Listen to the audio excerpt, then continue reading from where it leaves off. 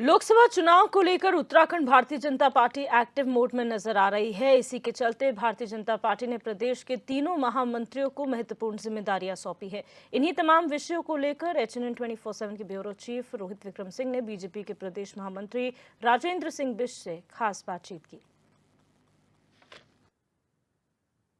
Bharatiya Janata party के वरिष्ठ नेता और भारतीय जनता पार्टी के प्रदेश के महामंत्री जो लगातार 2024 के लोकसभा चुनाव के तहत भी और उसके पहले भी जिनकी सक्रिय भूमिका रही है पार्टी को मजबूत करने में, हाल फिलहाल में आगामी 2024 के लोकसभा चुनाव को लेकर आपको चुनाव प्रबंधन समिति में सह संयोजक की भूमिका मिली है। राजेंद्र सिंह बिष्ट जी हमारे साथ मौजूद हैं। बिष्ट जी, सह संयोजक आप हैं चुनाव प्रबंधन समिति के। बैठकें लगातार हो रही हैं, हमने देखा कि देहरादून में भी हुई और दिल्ली में भी हुई, हरिद्वार में भी हुई। क्या रोड मैप तैयार हो रहा है चुनाव प्रबंधन समिति की बैठकों में? भारतीय जनता पार्टी के राष्ट्रीय नेतृत्व ने जो चुनाव प्रबंधन है, चुनाव प्रबंधन अन्य राजनीतिक दलों के अपेक्षा हमारा पूरा एक तंत्र तैयार रहता है। अभी 1 तारीख को, 1 फरवरी को, 1 मार्च को पहली राष्ट्रीय कार्य बैठक हुई थी। पूरे देश के चुनाव प्रबंधन समिति के 4 लोग, 3 लोग, पूरे देश के अंदर से सब लोग आए, सबका भी वहाँ पर परीक्षण इत्यादि हुआ।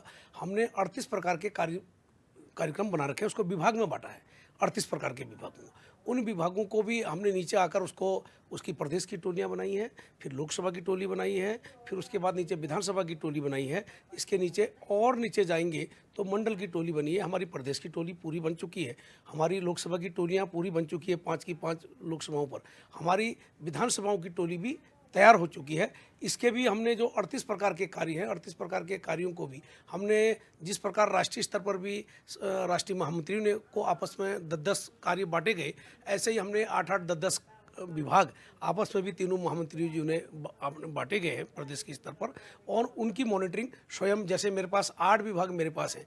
मेरे पास प्रवासी कार्यकर्ता का कार्यक्रम मेरे पास है, लाभार्थी संपर्क का कार्यक्रम मेरे पास है, आंकड़े का कार्यक्रम मेरे पास है, सांस्कृतिक विभाग, नुक्कड़ सभाएं इत्यादि मेरे पास है। ऐसे 8 प्रकार के विभाग मेरे पास है जिनकी हम लगातार वर्चुअल कर रहे हैं। कल शाम भी मैंने उसकी वर्चुअल करी है। और अपनी प्रदेश टोली में जो उसके साथ संयोजक हैं, सह संयोजक हैं, ऐसे 8 विभागों को मैं लगातार चुनाव तक, मतगणना के दिन तक मैं उसको मॉनिटर करूंगा। ऐसे मेरे तीनों सहयोगी महामंत्री भी हम अपने अपने विभागों की मॉनिटरिंग कर रहे हैं। और जिस प्रकार की लोकसभा के स्तर पर हम लोग कोर कमेटी बन रहे हैं, कहीं ना कहीं हम लोग भी, जैसे मैं नैनीताल लोकसभा से हूँ, तो नैनीताल लोकसभा की जो हमारी कोर कमेटी है, प्रबंध समिति है, वो सब हमने पूर्ण कर ली है। और अन्य जगहों पर भी हम लोग प्रवास पर जा रहे हैं।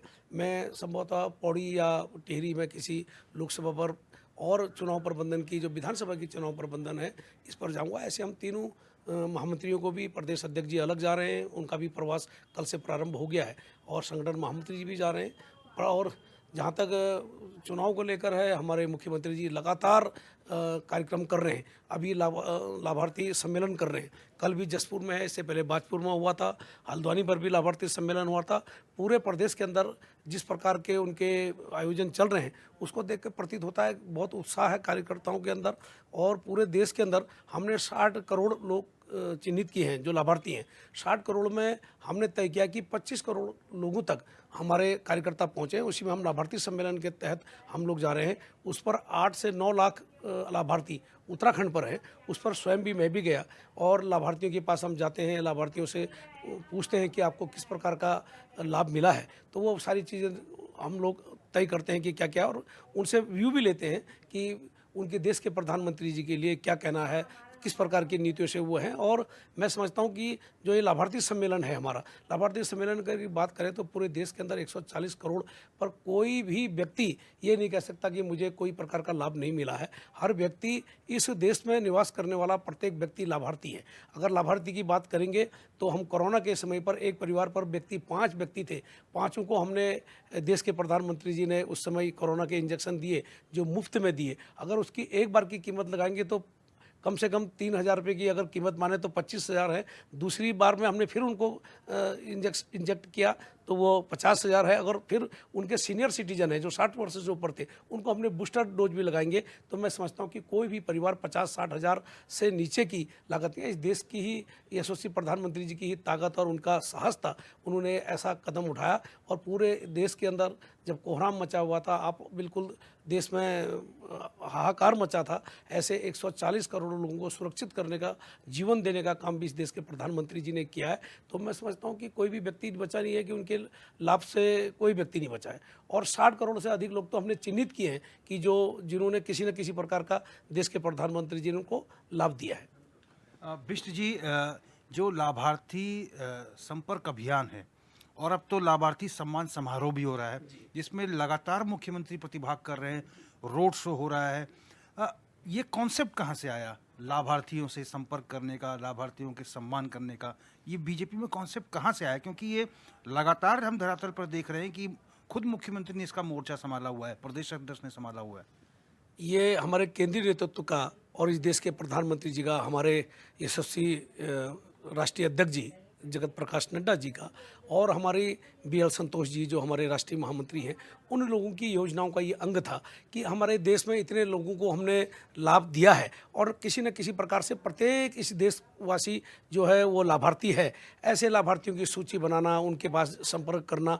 और मुख्यमंत्री जी तो स्वयं सभी छोटी छोटी एक एक विधानसभा पर जाकर अपने लाभार्थी सम्मान समारोह कर रहे हैं। जिन लोगों को किसी प्रकार का सम्मान मिला होगा, उन्हें किसान सम्मान निधि से नवाजा गया होगा, उन्हें अपना किसी प्रकार की अन्य जितने भी हैं, चाहे वो गैस कनेक्शन से संबंधित हो या पशुपालन से संबंधित हो, कई विभागों से विकलांग की जो अपनी स्कीमें चल रही है, उन पर जितने लाभान्वित थे, उन लाभान्वितों को स्वयं बुलाकर भी वो वहाँ पर एक बार उनका परिचय भी कराते हैं। उनको जो धनराशि इत्यादि मिल रही है वो स्वयं उनके द्वारा मिल रहे हैं। और इसके प्रति सभी लाभार्थियों में भी बहुत ज़बरदस्त उत्साह है कि कोई ना कोई तो उनकी चिंता करने वाला है। इस प्रदेश के मुख्यमंत्री पुष्कर सिंह धामी जी ने इतने व्यस्ततम कार्यक्रम के बाद प्रत्येक दिन उनका कार्यक्रम कहीं ना कहीं किसी न किसी छोटी विधानसभा पर भी जाकर वो चिन्हित कर रहे हैं। उनके सम्मान समारोह में जिस प्रकार का चित्र पूरे देश के अंदर जा रहा है, तो उत्तराखंड तो वैसे भी ऐसा राज्य है कि जिसने बहुत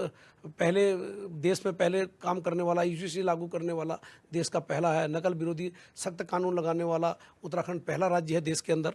तो मुख्यमंत्री जी ने ऐसे काम किए जो ऐतिहासिक हैं बहुत। बिष्ट जी, एक महत्वपूर्ण सवाल ये है कि जिन टोलियों की आप बात कर रहे हैं, लोकसभा के स्तर पर, विधानसभा के स्तर पर, कितनी कितनी टोलियां लोकसभा के स्तर पर, विधानसभा के स्तर पर बनाई गई है, और इन टोलियों का काम क्या होगा? क्योंकि समय समय पर आपकी टोलियों की बैठक भी होती रही हैं। जी, हमारी टोलियां हमने प्रत्येक, जैसे अपने प्रदेश स्तर पर हम 4 लोग चुनाव की प्रबंधन समिति पर हैं। माननीय नरेश बंसल जी उसके संयोजक हैं और हम तीनों महामंत्री सह संयोजक हैं, और अध्यक्षता के नाते प्रदेश अध्यक्ष जी महेंद्र भट्ट जी उसके अध्यक्ष हैं। ऐसे ही नीचे हम जाएंगे तो जितनी प्रकार की फिर इसके नीचे की जो हमारी कार्य योजना है, क्योंकि कई प्रकार के कार्य होते हैं चुनाव के समय पर, जो प्रबंधन का काम होता है वो कई विभागों के द्वारा होता है। हमारी नुक्कड़ सभाएं कौन देखेगा, हमारी रैली कौन देखेगा, हमारे आंकड़े कौन लाएगा, हमारा लाभार्थी सम्मेलन कौन कराएगा, हमारे बूथ स्तर के काम कौन करेगा, हमारे विभिन्न प्रकार के काम है। प्रवासी कार्यकर्ता कितने हैं, इनकी सूची कौन बनाएगा कि भाई कितने प्रवासी हमारे बाहर से, हम उसका अभी से अग्रिम तैयारी करते हैं कि हमारे प्रवासियों को चिन्हित करेंगे।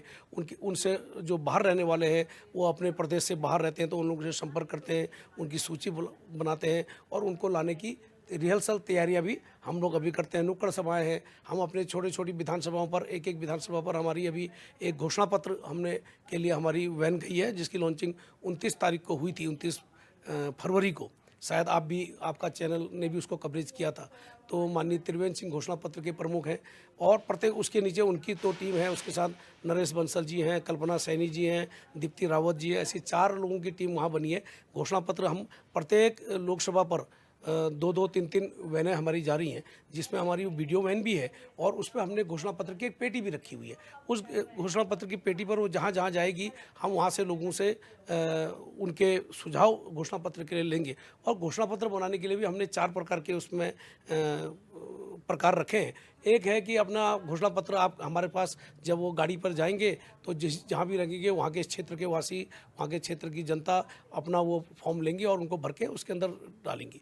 दूसरा, हम नमो ऐप के माध्यम से भी इसको सुझाव दे सकते हैं। तीसरा, हम एक 90902024 ये हमारा एक टोल फ्री नंबर है पूरे देश के अंदर, उससे भी हम अपना सुझाव भेज सकते हैं। ऐसे कई प्रकार की हमारी जो स्कीमें चल रही हैं। इसके अतिरिक्त हम विधानसभा स्तर पर, मंडल स्तर पर, जिला स्तर पर भी एक सुझाव पेटिका रख रहे हैं। प्रत्येक कार्यक्रम के अंदर अभी हम 15-20 तारीख तक जितने भी हमारे सुझाव आएंगे उन सुझाव को कलेक्ट करते हैं और उन सुझावों को नमो ऐप पर डालकर तुरंत उसको भेजते भी हैं केंद्र को कि ये सुझाव आए हैं। और सबकी पूरे देश के प्रधानमंत्री जी और हमारे यशस्वी राष्ट्रीय अध्यक्ष जी का मत है कि हम जो भी अपना घोषणा पत्र बनाएंगे, हमने कहा घोषणा पत्र उसको नाम नहीं दिया, अन्य राजनीतिक दल उसको घोषणा पत्र नाम देते हैं। हमने कहा ये आपका सुझाव हमारा संकल्प, आपका जो सुझाव होगा वो हमारा संकल्प है और वो संकल्प पत्र के रूप में हम लेते हैं। संकल्प का मतलब ये है कि संकल्प से हमारा धार्मिक अर्थ भी ये है कि जो हमने वादा किया है या जो संकल्प लिया वो पूरा करना है। इस नीति को लेकर राष्ट्रीय अध्यक्ष जी और हमारे देश के प्रधानमंत्री जी ने कहा है कि हम 140 करोड़ लोगों तक पहुंचेंगे और उनके सुझाव संकलित करके फिर अपना संकल्प पत्र बनाएंगे। बिज जी, पर्यवेक्षक भी उत्तराखंड आए थे, 5 लोकसभा सीटों पर क्या स्थितियां हैं, तमाम चीज़ों का आकलन किया। अब 5 सीटों पर प्रत्याशी घोषित हो चुके हैं। 2 पूर्व सीएम का टिकट कटा है, तीरथ सिंह रावत जी और डॉक्टर निशंक का। क्या माना जाए कि पर्यवेक्षकों ने उनकी परफॉर्मेंस को सही नहीं पाया? नहीं, मैं इस बात से बिल्कुल सहमत नहीं हूँ और न मुझे ये कहने का कोई अधिकार है, क्योंकि पार्टी के केंद्रीय नेतृत्व ने कुछ न कुछ प्रयोग किए हैं। और तीरथ सिंह जी हमारे पूर्व मुख्यमंत्री थे, वो बहुत योग्य व्यक्ति थे। ऐसा नहीं है कि किसी प्रकार की परफॉर्मेंस का कोई विषय जाता हो। निशंक जी भी हमारे मुख्यमंत्री रहे और बहुत वरिष्ठ नेता हैं। सभी कार्यकर्ता, और ये चुनाव पर ऐसा विषय रहता है कि परिवर्तन करना होता है, कभी नई चीज़ें होती हैं या जिस प्रकार का भी मन केंद्र के नेतृत्व ने बनाया होगा, सोच समझ कर बनाया होगा।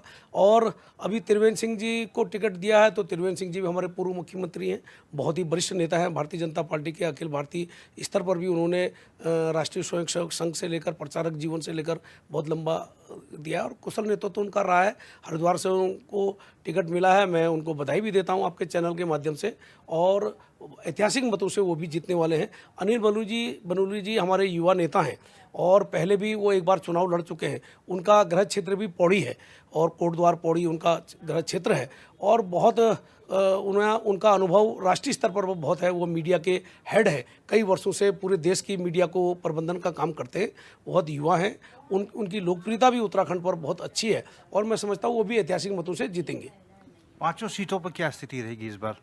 5 सीटों में मैं कह सकता हूँ, मैं क्योंकि नैनीताल लोकसभा में मैं स्वयं रहता हूँ, मेरा निवास है वहाँ पर, 3,39,904 वोटों से हमारे अजय भट्ट जी पिछली बार वहाँ जीते थे। इस बार देश के प्रधानमंत्री जी ने और हमारे राष्ट्रीय अध्यक्ष जी ने आह्वान किया कि हम प्रत्येक बूथ पर कम से कम 370 वोट अतिरिक्त करेंगे। 370 से कॉन्सेप्ट ये है कि भारतीय जनता पार्टी अपने बलबूते पर 370 अलायंसेस को मिलाकर 400 पार करेगी, ऐसा हमारा संकल्प है। और हमको भी हमने भी जिस स्तर की हम तैयारियां कर रहे हैं उत्तराखंड पर, हमने कहा प्रत्येक बूथ पर कम से कम 370 बूथ का अतिरिक्त प्रबंधन करना है। इसके आधार पर ही हम कह सकते हैं कि हम इस बार 400 पार होने वाले हैं। धन्यवाद राजेंद्र सिंह बिष्ट जी, हमसे बातचीत करने के लिए, अपना समय देने के लिए। धन्यवाद आपका, आपके चैनल के माध्यम से। और मैं, क्योंकि आप लगातार हम लोगों के बीच में रहते हैं और मेरे भी कई इंटरव्यू करने आप आए हैं, मैं आपके चैनल का और आपका विशेष रूप से बहुत हार्दिक आपका आभार व्यक्त करता हूं। धन्यवाद। तो ये थे हमारे साथ भारतीय जनता पार्टी के वरिष्ठ नेता, पार्टी के प्रदेश महामंत्री, जो साफ तौर पर कह रहे हैं कि भारतीय जनता पार्टी इस बार 2024 के चुनाव में प्रचंड बहुमत के साथ एक बार फिर से जीतने वाली है। उत्तराखंड की 5 सीटें जो तय मार्जिन है उसके तहत बीजेपी जीत कर आएगी और देश में एक बार फिर से 400 पार का आंकड़ा पार होगा और प्रधानमंत्री नरेंद्र मोदी के नेतृत्व में सरकार बनेगी। HN24/7 के लिए अपने कैमरा पर्सन अनिमेश साजवान के साथ मैं रोहित विक्रम सिंह, देहरादून।